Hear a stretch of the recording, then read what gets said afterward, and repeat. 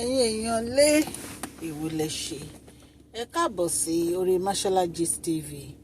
ìyá gist tẹ̀ni wọ́n ní Tobi wọ́n ló pa. wọ́n ní Tobi sọ fáwọn yèyé mẹ́ta wípé kí wọ́n fi òun sílẹ̀, òun ń ṣe Queen Naomi o, wípé òun ló mọ ẹni tó máa rí ọmọ òun, òun ló mọ ẹni tí kò ní rí ọmọ òun, wípé kí wọ́n má dá sí ọ̀rọ̀ òun o, kí wọ́n fi òun àti bébí òun sílẹ̀ o, òun ojú òun náà ipe ibi tó bá wù ú lòún fẹ́ lọ, ẹni tó bá wù ú lòún fẹ́ lọ rí, tó bá wù ú lè má lọ rí doctor, tó bá wù ú lè lọ rí gynecologist, tó bá wù ú lè má lọ rí gynecologist, kò sí nǹkan tó kàn wọ́n ipe kí wọ́n fi tiwọn ṣe tiwọn. Allegedly bá ṣe gbọ́ o wípé sisi wa Tobi sọ sí àwọn yèyé mẹ́ta nìyẹn, àwọn sísítà kábíyèsí. Ẹ jẹ́ ká jọ gbọ́ gbogbo gist yìí. Tó bá jẹ́ ìgbà àkọ́kọ́ ní tí ẹ̀ ń darapọ̀ mọ́ channel mi, èmi ọmọ yín Mashola, mo kí yín káàbọ̀ sí orí Mashola Gist TV. Ṣé àlàáfíà ni ẹwà gbogbo lè ń kọ́?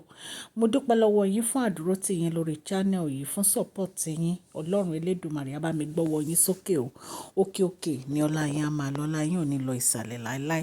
Wọ́n ní channel yìí, wọ́n ní ó ṣe pàtàkì fún àwọn ìyá wa àti bàbá wa tí wọn ò gbọ́ èdè Gẹ̀ẹ́sì. A dẹ̀ tún sọ̀rọ̀ lórí channel yìí nítorí pé a fẹ́ gbàgbé àṣà wa, ìtorí ẹ̀ la fi ń sọ Yorùbá. Ẹ̀yin èèyàn lé àdúpẹ́ fún gbogbo support yín. Ọlọ́run Elédùmarè á bá mi gbọ́wọ́ gbogbo yín sókè o, ní agbára Ọlọ́run. Àǹtí wa Tobi náà bínú, wọ́n sọ̀rọ̀ sí àwọn yèyé mẹ́ta o, àwọn sísítà kábíyèsí. Wọ́n ní kí ló dé tí wọ́n yọ ẹnu sí ọ̀rọ̀ àwọn o. Wọ́n ní kí náà fi àwọn sílẹ̀ o, wọ́n ní kó má dá sí ọ̀rọ̀ àwọn. Tobi ní kó má dá sí ọ̀rọ̀ òun o, wípé torí òun ò kí ń ṣe Queen Naomi tí wọ́n máa tì síwájú tì sẹ́yìn, wípé òun tóun o, òun dúró tán ni gẹ́gẹ́ bí olórí kábíyèsí, pé kò dẹ̀ sí nǹkan kan tí wọ́n lè ṣe fún òun, wípé so kí wọ́n jókòó sí ilé ọkọ tiwọn, kí wọ́n má yọjú sí ọ̀rọ̀ ti tòun o. Ẹ̀yin èèyàn lé allegedly bá ṣe gbọ́ tí Tobi sọ nìyẹn. Ẹ̀yin èèyàn lé ṣẹ̀mẹ́ pé látijọ́ ẹ̀ ní Tobi ti ń sọ fún kábíyèsí pé òun fẹ́ ra lé sí Amẹ́ríkà, tí kábíyèsí yarí tán ní rárá kò lè ra lé sí Amẹ́ríkà, wípé tó bá fẹ́ bímọ ó ní láti bímọ sí ilẹ̀ bàbá àwọn ní Nàìjíríà ni. Wọ́n ní inú bí Tobi, wọ́n ní Tobi ní rárá o, òun ò ní gbà o, òun fẹ́ bímọ sí Amẹ́ríkà ni o, nítorí pé òun fẹ́ kí ọmọ òun kó jẹ́ citizen Amẹ́ríkà. Wọ́n ní kábíyèsí ní rárá kò jọ́. Wọ́n ní later wọ́n ní ó wá lọ kó àwọn fámílì ẹ̀ wá. Wọ́n ní àwọn fámílì ẹ̀, wọ́n ní wọ́n wá ń bẹ kábíyèsí. Wọ́n ní kábíyèsí dẹ̀ sọ fáwọn fámílì ẹ̀ pé tí àwọn fámílì ẹ̀ bá feel pé nǹkan táwọn ń ṣe fún Tobi ò tó o, kí wọ́n jọ̀ nítorí Ọlọ́run, kí wọ́n wá mú ọmọ wọn padà kúrò nínú pálásì àwọn. Wọ́n nítorí pé àwọn ò fẹ́ bílì tí àwọn ò fẹ́ wàhálà, àwọn ò fẹ́ dààmú. Ẹ̀yin èèyàn lé kì í ṣe nǹkan kékeré o.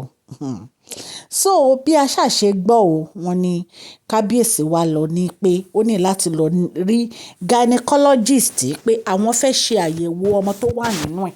Wọ́n ní torí tán bá ti ní kó lọ sọ́dọ̀ doctor, kì í lọ sọ́dọ̀ doctor, wọ́n ló máa ń yọrí, wọ́n ló máa ń yọrí ni. Wọ́n ní láti joy kó lọ sọ́dọ̀ doctor. Wọ́n ní nígbà tí kábíyèsí wa ní kó lọ sọ́dọ̀ doctor, wọ́n ló lóun ò ní lọ sọ́dọ̀ doctor torí kábíyèsí ti lóun ò ní ra lé fún l'Amẹ́ríkà. Ṣọ́rọ̀ nìyẹn ẹ̀yin èèyàn lé. Ẹ jẹ́ ká jọ máa gbọ́ gist. Tobi lóun ò ní rí doctor kankan o, òun ò dẹ̀ ní lọ sọ́dọ̀ doctor kábíyèsí kankan, wípé kán fi òun sílẹ̀, wípé òun ò níbi kankan tóun lọ. Wípé wípé tí kábíyèsí ti sọ pé òun ò ní ra lé fóun l'Amẹ́ríkà náà, òun náà ò ní rí gynecologist kankan. Wípé kò sí nǹkan tó lè ṣẹlẹ̀, kò sí nǹkan tó lè ṣe fóun. Wípé òun ò rí gynecologist, òun ò rí gynecologist nìyẹn. Wọ́n ní ìgbà táwọn yèyé mẹ́ta gbọ́ náà bá ní káwọn wá dá sọ́rọ̀ o.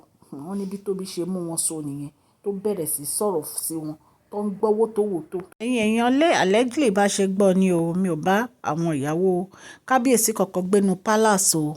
Bí a ṣe gbọ́ la ní ká torchlight ẹ̀ fún yín, ká mú wá fún yín. Ẹ jẹ́ ká jọ máa gbọ́ lọ.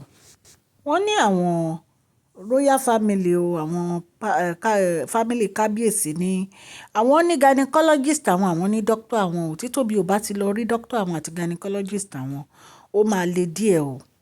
Wọ́n ní ọ̀rọ̀ tí wọ́n sọ fún Tobi nìyẹn. Wọ́n ní Tobi dẹ̀ dá wọn lóhùn pé àwọn kan náà máa decide ẹni tó máa lọ rí. Tó bá lóun ò lọ rí gynecologist wọn, òun ò lọ rí gynecologist wọn náà nìyẹn, kò sí nǹkan tó lè ṣe fún un.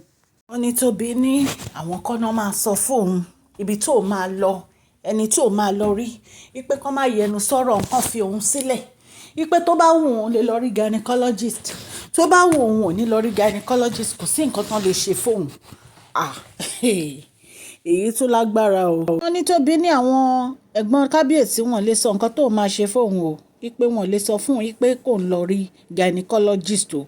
wọ́n ní nǹkan tó bá wù òun ló máa ṣe o, wípé ta ló fún wọn ní right láti máa sọ pé kò ń lọ rí gynecologist, pé kò sí ẹni tó máa ní kò ń lọ rí gynecologist.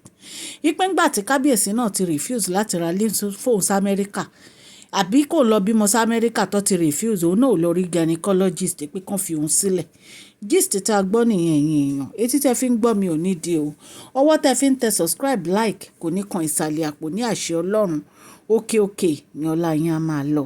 ẹ jọ̀ọ́ ẹ bá mi fún fídíò yìí ní thumbs up o. Please share this video, like and subscribe. God bless you all.